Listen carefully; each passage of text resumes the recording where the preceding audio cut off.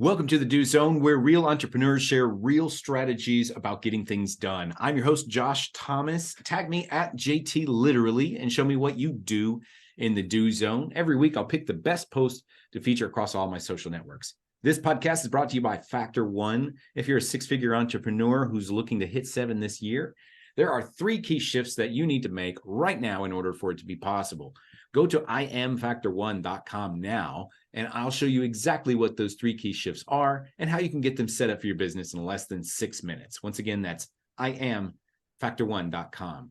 Today's guest is Ron Story Jr.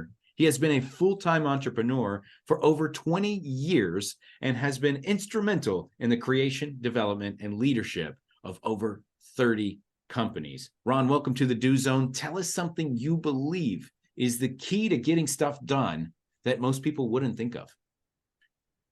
Give everything to competent people, right? We all feel like we need to do it ourselves all the time because usually we're pretty smart, but the best thing I've ever done was to give it to competent people that can take the lead and handle that project and own it. Who, Not How.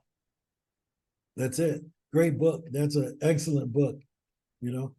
And the important thing that you mentioned there is competent people, because we can give things to people, but that doesn't mean that they know what they're doing. Yeah. I think people do hiring in small businesses the wrong way. I think we hire the people that we can afford instead of the people we actually need. So in my own opinion, what I've learned is your first round of hiring should probably be the people who will hire the next round of people. But a lot of times we hire the person that we can afford. And then when we hire the managers above them, they feel offended that we didn't promote them. So I think a lot of entrepreneurs could learn a lot from making a little bit more money so that they can hire the person that they should have versus only the people that could kind of be, what do you call them? Like people that just do the little odd jobs. Fill in the gaps. Right? That's usually not a good long-term strategy. And so it's a good point. It's a nice transition here, because you said if entrepreneurs can make a little bit more money, they can make better hiring decisions. Well, there's the challenge. I know that one of the things that you like to talk about is sales should always be the focus for entrepreneurs. And there are outbound strategies that we really need to focus on. And so, first of all, why should sales be the focus always for any entrepreneur or business? And then secondly, how do we get more sales? Okay. Well, the first thing is turn off your sales for 3 years and see what happens to your business. Right? Okay. Point taken. There you go. Right. So imagine even a company like McDonald's or Pizza Hut or Walmart or Pepsi Cola or Coca-Cola. Imagine if they stopped marketing, or if they stopped telling people about their business or reminding people about their business. They would go away. So that's why sales is important. It's the gasoline that makes the engine run, you know? Mm-hmm. Definitely. And so it's just, I found it was kind of humorous when you made the point of like, if entrepreneurs can just make a little bit more money, then they can make these better decisions. And so I think we all kind of want to make more money, but sometimes we run into these gaps or these walls, and we hit them and we just can't get past them. And a lot of times that's mental, but a lot of times it's because we don't have enough people to talk to, or we don't have the right kind of people to talk to. So what are some solutions that you found? I know you focus specifically on cold email. So tell me about the other things that you've tried and why you landed on this. Well, in the past, when the world was, I guess there's a great book called The World is Flat, right? And it's about outsourcing. And in the past, when you had to hire within your local area, if you have an online business nowadays, you can hire people from all over the world. You can hire the best talent in the Philippines or in Medellin, Colombia, or wherever, and do it at a lower cost than what you would have to do if you were to hire them in New York City or in the Bay Area. Not saying that I don't love our American people, I do. But in building the business, I have to look out for the business. So I am a big fan of hiring competent people, even if it's at a lower cost than what I would have to pay in my hometown. So I think you go out and you find those people. to put in that position, right, at your budget. It takes a little bit more time to find the $11 an hour person in the Philippines than it does to find the $11 an hour person in your local neighborhood, your niece or nephew that may be working for you. But that person in Colombia at $11 an hour may have a master's degree, where your niece and nephew would probably frown at you if you offer them anything under $15 an hour in the United States, and they're totally incompetent. Well said. Got it. And so that makes sense. And so tell me a little bit about, cold email is kind of the redheaded stepchild of a lot of marketing plans and strategies, and a lot of entrepreneurs stay away from cold calling, door knocking, cold email strategies. So talk to me a little bit about why did you focus on this, and why do you feel it's the best way to start? Because it's exactly the reason what you just said. Everybody else stays away from it, right? So, years ago, everybody was sending direct mail. And this is 20, 30 years ago. You get a pile of junk mail, right? Now, nobody sends direct mail. Guess what everybody should be doing? Sending direct mail. The people who are sending direct mail is going to get it. They're going to be the only piece of mail that person may get today, right? So I'm a firm believer that if everybody's going one way, like Facebook ads or something like that, dancing on TikTok, I should go the other way, because they probably thought this new method was easier. That's why everybody does it, versus doing the hard thing that's hard to discover. That way I can have an advantage. Yeah, it's funny that you say that about direct mail. I literally had this, I randomly had this on my desk. This is a giant red envelope that I received in the mail. It had no return address on it. And I'm like, what's this?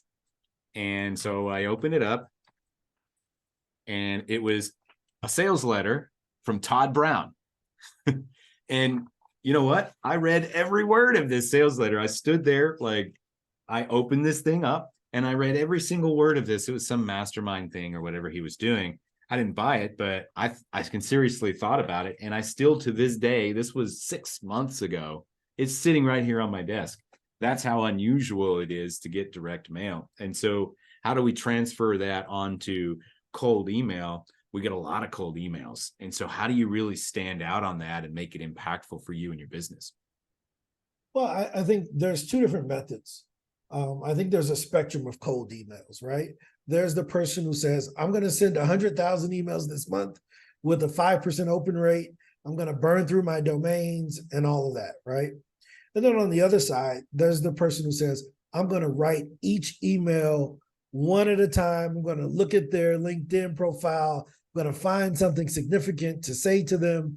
And I'm going to try to, nail it with that, right? So you have this mass, maybe ineffective, less effective as far as accuracy thing, versus this, I'm going to be a sniper and I'm going to find the exact thing.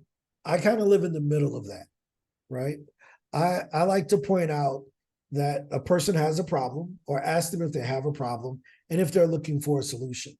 I'm not trying to be their best friend. I just want to know if they have a broken leg, right? So I think that different people approach cold email different ways. And usually the people who hate it think they have to do that personalization, write everyone. To me, that's too much investment in a stranger. For me to, invest that much in a stranger, for them to tell me no, I would rather just personalize it a little bit and go that route, Mm-hmm. So I think that that's how you can be effective with it. If you find where you fit, none of those three ways are wrong, in my opinion. I think you have to find the one that fits your personality. And so there's, what you're saying is, there's a, if I can summarize, there's a spectrum of cold email. There's blast as many as possible. There's highly personal and individualized. And then there's a whole lot of in between. Yep.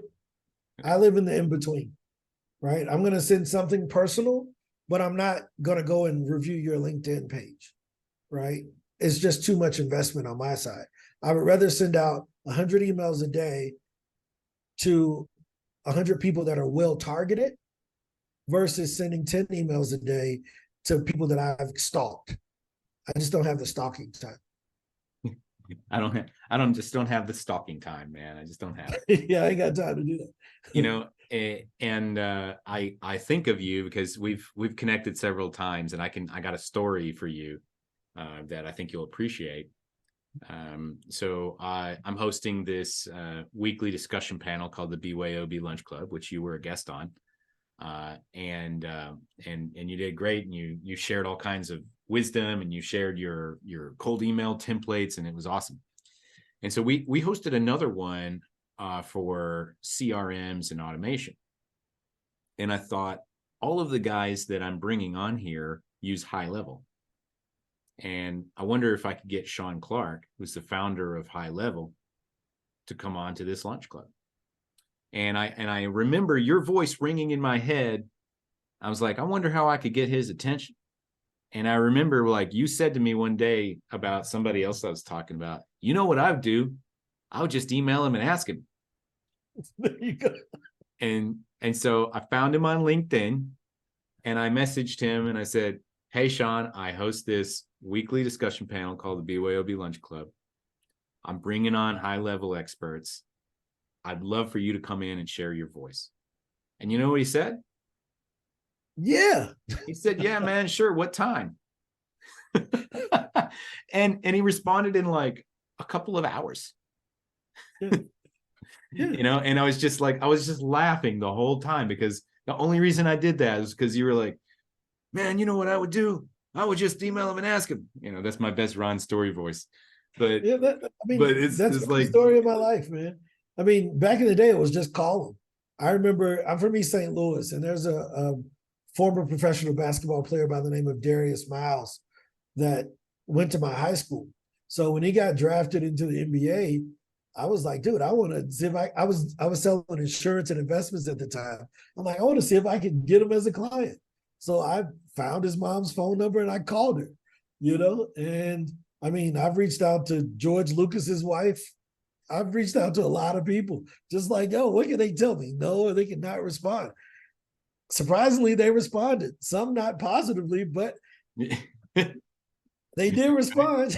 They did. I mean, that's what matters. Yeah, for sure. I mean, my mentor to this day, I emailed him for 3 years before he came on to mentor me as a businessman. I mean, he said, hey, stop emailing me. Why don't we go to breakfast tomorrow? That's how we started our friendship. Right. That's awesome. And so tell us a little bit about your service, what you do, and how people can connect with you.